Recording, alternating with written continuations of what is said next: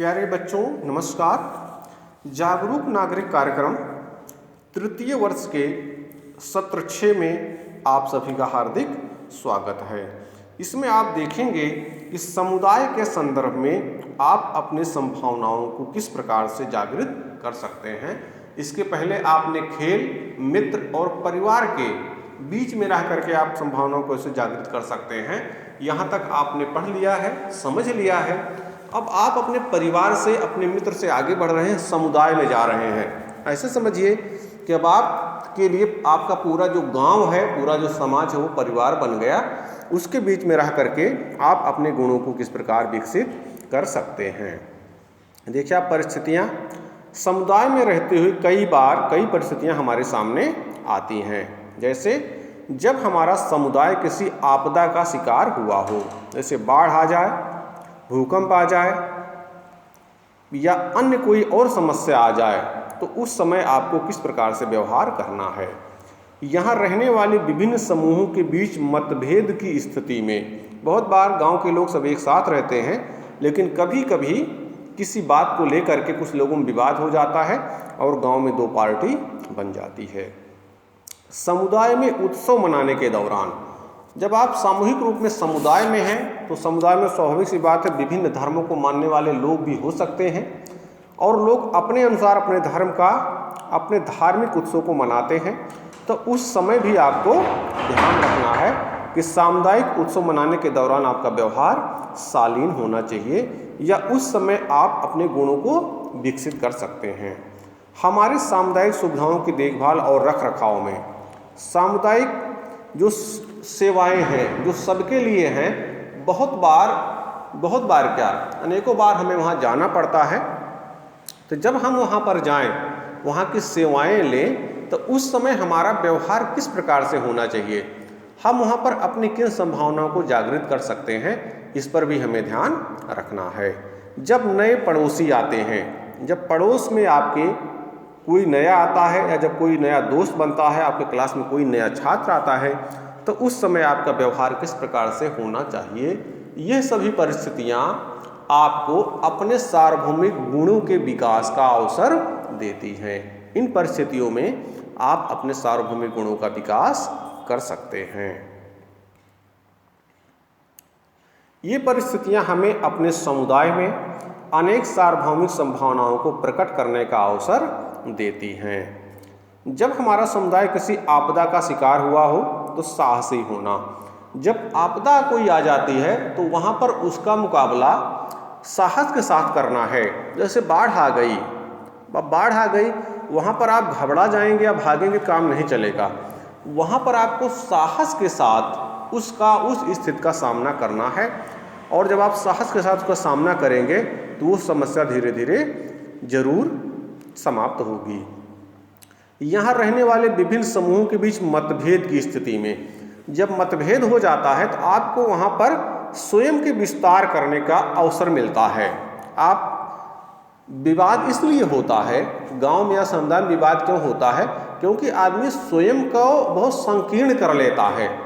वो मानता है कि ये हमारे अपने नहीं हैं, वो स्वयं को सीमित कर लेता है। लेकिन अगर गांव का एक आदमी वो मान ले कि इस पूरे गांव के लोग हमारे अपने परिवार के लोग हैं, मतलब स्वयं का विस्तार कर ले, तो क्या होगा, वो दूसरों के साथ अच्छा व्यवहार ही करेगा। दूसरों की संपत्ति पर, दूसरों की जमीन पर, दूसरों के धन पर उसकी निगाह नहीं होगी। तब क्या होगा, जब दूसरों धन पर उसकी निगाह नहीं, जमीन पर नहीं है ज़्यादातर, और दूसरे घर के सदस्यों के साथ, महिलाओं के साथ, बहू बेटियों के साथ अगर उनको अपना समझेगा, अच्छा व्यवहार करेगा, तो मुझे नहीं लगता किसी प्रकार का विवाद गांव में होगा। ज़्यादातर आप देखेंगे जितने विवाद हैं वो धन, जमीन और कभी कभी ये बहुत सारे लोग महिलाओं को कुदृष्टि से देखते हैं, इन सभी को लेकर के ही आपस में विवाद होते हैं। अगर यहाँ पर आदमी अपना विस्तार कर ले और दूसरे लोगों को भी अपने जैसा ही समझे, दूसरे बहू बेटी को अपने घर, अपनी बहन, अपनी बहू बेटी समझे, दूसरों के धन को ये मतलब अपना विस्तार कर लिया तो दूसरों के धन को अपना नहीं समझे, ये समझे कि ये तो हमारे मित्र हैं और इनकी संपत्ति है, हमें इससे मतलब नहीं है। दूसरों का धन कहीं पा जाता है तो उस पर निगाह ना हो, मिला कि मान लिया कि तो हमारे भाई किसी का है उसको दे दिया। तो मेरा ख्याल है कि इन कुछ चीज़ों को लेकर के अगर आदमी सावधान रहे और अपना नज़रिया सही रखे तो समुदाय में विवाद नहीं होगा। समुदाय में उत्सव मनाने के दौरान समूह में कोई उत्सव हो रहा, समुदाय में कोई उत्सव हो रहा है, तो हो सकता है वो आपके रीति रिवाज के अनुसार ना हो, आपके धर्म के अनुसार ना हो, लेकिन अगर आपने अपना विस्तार कर लिया है और आपको श्रद्धा है, सद्भावना के साथ आप रह सकते हैं, तो आपको कोई समस्या नहीं आएगी। अलबत्ता आप उसमें सहयोग ही करेंगे। आप लोग गांव में रह रहे हैं, देखते भी होंगे कि बहुत बार गांव में मान लो मुस्लिम समुदाय का कोई त्यौहार है, कोई उत्सव है, तो उसमें बहुत सारे हिंदू लोग सहयोग करते हैं। और कई बार कोई हिंदू धर्म का उत्सव है, उसमें बहुत हमारे मुस्लिम भाई भी योगदान करते हैं। तो क्यों करते हैं? ऐसा नहीं कुछ उसमें योगदान देने से हमारा धर्म समाप्त हो जाएगा, वो हमारे एक गुण को निखारता है। और जब दोनों समुदाय के लोग इस प्रकार का व्यवहार करते हैं तो उस गांव में शांति बनी रहती है। जब नए पड़ोसी आते हैं तो उत्कृष्टता की खोज, हमें उनके साथ उत्कृष्ट व्यवहार करना है अपने पड़ोसी के प्रति। आ गए, उनका मान सम्मान, उनको पानी पिलाइए, चाय पिलाइए और पूछिए और उनकी भरसक मदद कीजिए। तो यहाँ पर आप उत्कृष्टता, अपने व्यवहार में उत्कृष्टता की खोज कर सकते हैं। और हमारे सामुदायिक सुविधाओं की देखभाल और रख रखाव में हम श्रद्धा विकसित कर सकते हैं।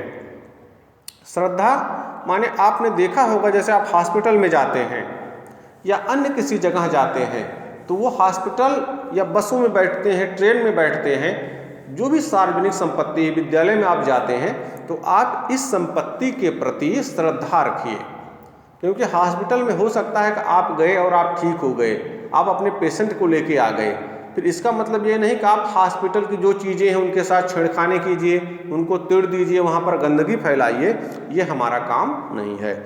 अगर हम उसको अपने घर जैसा समझेंगे, क्योंकि उस हॉस्पिटल में जा कर के आपके एक परिजन की जान बची है। बस में आप बैठते हैं तो आपको वह बस अपने स्वजन तक पहुंचाती है, ट्रेन भी आपको अपने गंतव्य तक पहुंचाती है। तो अगर हम ऐसा सोचें और उसके पर श्रद्धा रखें कि हमारी अपनी संपत्ति है, क्योंकि हमारी ये मदद कर रही है, हमारी से मतलब जब आप अपने स्व का विस्तार कर लेंगे तो आपके जितने लोग ट्रेन में बैठने वाले हैं सब आपके देश के नागरिक हैं। हो सकता है उसमें आपके साथ के बहुत सारे लोग हों, आपके जिले के लोग हों, आपके प्रदेश के लोग हों।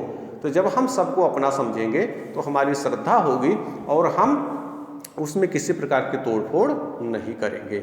विद्यालय है, अगर हमारी श्रद्धा होगी, क्योंकि विद्यालय किसी एक की संपत्ति नहीं है, ये सामुदायिक संपत्ति है। आज कोई यहाँ है, कल यहाँ से चला जाएगा, फिर आपका भाई आएगा, वो भी कुछ दिन रहेगा, चला जाएगा, मतलब यहाँ लोग आते जाते रहते हैं।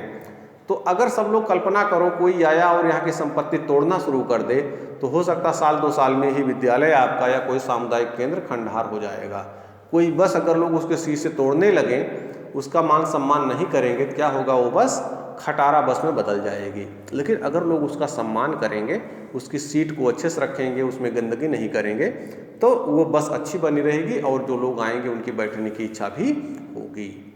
तो ये सब जो परिस्थितियां हैं, यह आपको आपके सार्वभौमिक गुणों के विकास का अवसर देती हैं। यह अवसर आपके जीवन में बहुत बार आते हैं। अब आगे से आप ध्यान रखिए, जो भी परिस्थिति हो, जब कोई संकट आए, कोई आपदा आए, विभिन्न समुदाय के बीच मतभेद हो, उत्सव मनाने के दौरान जब पड़ोसी आए, ये सब परिस्थितियां एक तरह से आपको अवसर देती हैं कि इन परिस्थितियों का उपयोग करके आप अपने सार्वभौमिक गुणों का विकास कर सकते हैं। इस सत्र में हम 3 अन्वेषणों को देखेंगे। जब हमारा समुदाय चुनौतियों का सामना कर रहा हो, उस स्थिति में साहसी होना। तो अब आप गांव में हैं या कहीं पर भी हैं, जब भी कोई संकट आए तो आप वहां पर साहस, अपने साहस का परिचय दीजिए और जो भी संकट आया है उसका सामना कीजिए और अपने भाई बंधुओं को उस संकट से बाहर निकालिए। पड़ोसियों के साथ सद्भावना के साथ रहना। आप अपने घर में सबके साथ प्रेम से रहिए। घर में जब सबके साथ प्रेम से रह लेते हैं तो अपने पड़ोसियों के साथ भी आप प्रेम से रहने का प्रयास कीजिए। मेरा ख्याल है आपका प्रयास अवश्य सफल होगा और आपको पड़ोसियों से प्रेम भी प्राप्त होगा। ये जो सद्भावना है, ये मतलब जो गुण है, देखिए बच्चों, ये जो भी सार्वभौमिक गुण आपको बताए जा रहे हैं, समुदाय में लोगों और परिस्थितियों पर प्रतिक्रिया करते हुए सत्य का खोजी होना। अब गांव में भी जब विवाद होता वही बताया गया आपको, वहाँ पर भी आप सत्यता की खोज कर सकते हैं। किसी ने मान लो कोई आके कहा दिया कि आपको तो फलाने गाली दे रहे थे, अब आप वहाँ पर खोज कीजिए सत्य तक, फलाने ने आपको गाली क्यों दी होगी, क्या वास्तव में फलाने ने आपको गाली दी।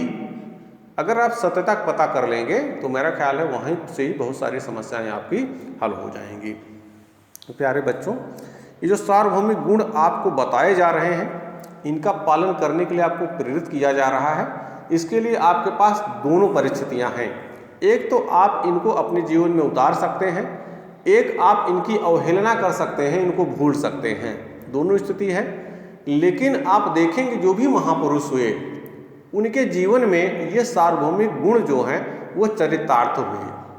तो अगर आप इन गुणों को अपने जीवन में उतारेंगे तो जीवन के कार्य क्षेत्र में आप कहीं पर भी रहेंगे तो आपका उचित मान सम्मान होगा और आप अपने सहकर्मियों से अवश्य आगे रहेंगे। आप देख भी सकते हैं जो भी बहुत सारे लोग आए, इस मृत लोक में जो आता है उसको एक ना एक दिन जाना है। लेकिन अगर आपका व्यवहार सही है तो कम से कम आप देखेंगे गांव में एक आदमी है जिसकी सब लोग इज्जत करते हैं, आपके जिले में एक आदमी है जिसका पूरा जिला इज्जत करता है, फिर प्रदेश में कुछ लोग हैं, इसी प्रकार देश में लोग हैं। और फिर अगर इन गुणों का विस्तार आदमी बहुत अच्छे से करता है तो एक समय आता है सारा विश्व उसकी इज्जत करता है, जिसके उदाहरण हमारे महात्मा गांधी जी हैं। महात्मा गांधी जी की मूर्ति पूरे विश्व के लगभग सभी देशों में लग रही है। क्यों लग रही है? क्योंकि उन्होंने अपने स्व का विस्तार करके पूरे विश्व के सभी लोगों को अपना मान लिया। तो ऐसे आप देखेंगे जो लोग राष्ट्रीय स्तर पर प्रसिद्ध होते हैं, जो विश्व स्तर पर प्रसिद्ध होते हैं, वो सब अपने जीवन में इन सभी गुणों को उतारने का प्रयास करते रहते हैं। तो आप भी अगर इन गुणों को उतारेंगे तो धीरे धीरे एक समय आएगा कि आपका व्यक्तित्व बहुत विराट हो जाएगा और आप अपने उद्देश्य को अवश्य प्राप्त करेंगे, साथ ही अपने माता पिता का नाम भी रोशन करेंगे। प्यारे बच्चों, आप इनको अपने जीवन में उतारने का प्रयत्न कीजिए। सत्र 7 हम लोग अगले वीडियो में देखेंगे। धन्यवाद बच्चों।